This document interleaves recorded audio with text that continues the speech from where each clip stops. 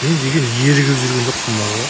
Оны монтаждап, видеоға түсіріп, дауыс жазып, тиктокқа салып уақытты.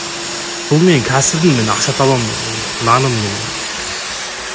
Құр өтіп кетпей, лайк басып, коммент жазыңдар, кіріп подписаться етіп қойыңдар. Ұнаса заказ беріңдер, тапсырыс беріп.